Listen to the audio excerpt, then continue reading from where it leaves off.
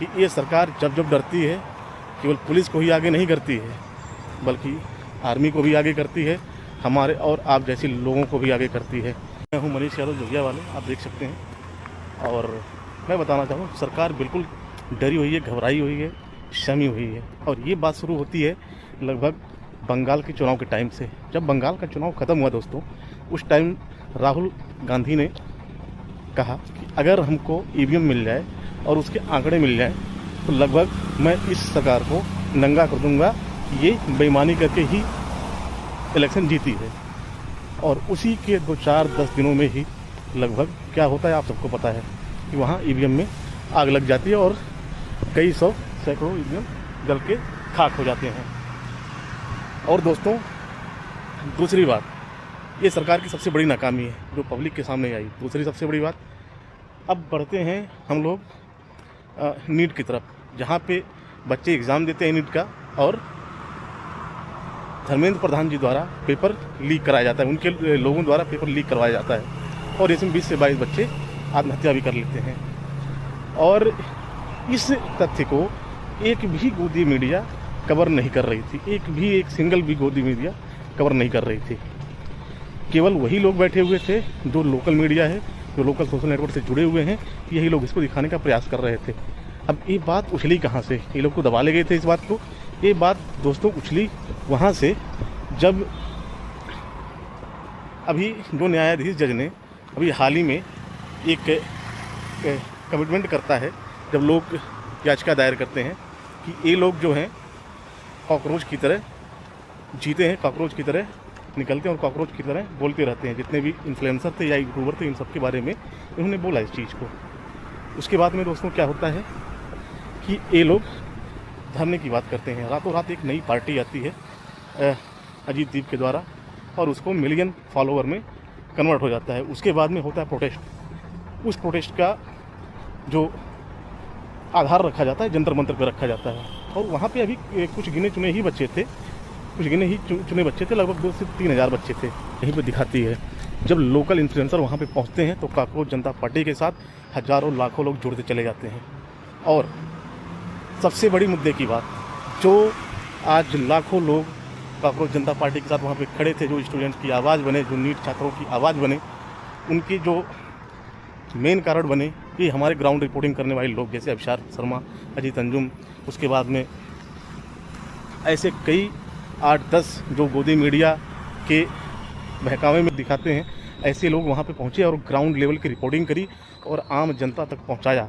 उसके बाद में वो क्राउड वहाँ पे बढ़ती गई दोस्तों, और क्राउड बढ़ते बढ़ते एक नया रूप ले ली प्रदर्शन का और धर्मेंद्र प्रधान को इस्तीफा देना पड़ा। ये बात है 20 तारीख की।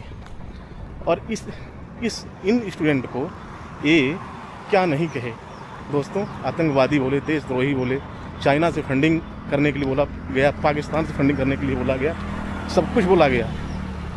यहाँ तक कि उस प्रोटेस्ट में 20 तारीख के प्रोटेस्ट में, 20 जुलाई के प्रोटेस्ट में पत्थरों से भरी हुई ट्रक वहाँ पे खड़ी की गई, एक्सीडेंटल गाड़ियाँ खड़ी की गई ताकि इनको देशद्रोह साबित। बिल्कुल डर गई, सहम गई कि अब हमारी शासन सत्ता चली जाएगी, तब डर के मारे ये धर्मेंद्र प्रधान का इस्तीफा दिलवा दिए।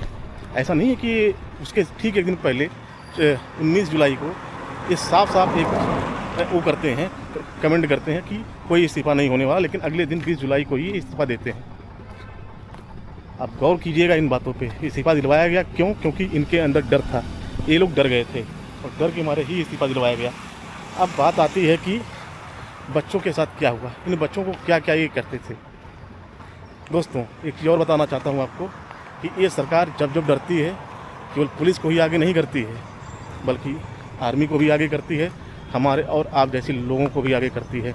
जब ये सरकार तिलमिलाएगी, जब भी इन पे आँच आएगा, जब ये डरेंगे कि हमारी गलतियों को उजागर किया जा चुका है, तो ये कुछ ना कुछ बड़ा कांड करने की कोशिश करते हैं। जैसे अभी आप देखे होंगे सेम स्क्रिप्ट पे एक घटना जम्मू कश्मीर में हुआ।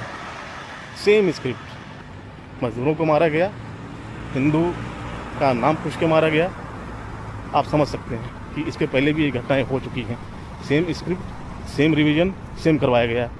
अब यहाँ के जो दल्ले मीडिया हैं, जो गोदी मीडिया है, इनको सवाल पूछना चाहिए राजनाथ सिंह से, इनको सवाल पूछना चाहिए अमित शाह जी से कि कैसे लोग आए, कहाँ से घुसे, क्यों मारे। लेकिन नहीं, इनके मुंह से एक शब्द नहीं निकला सिवाय प्रोपेगेंडा के। अभी प्रोपेगेंडा कर रहे हैं, जो यहाँ पे छात्र स्ट्राइक कर रहे हैं इनके खिलाफ भी प्रोपेगेंडा कर रहे हैं, लेकिन गोदी मीडिया एक बार भी नहीं दिखाई, ना तो एक सवाल पूछे इन लोगों से।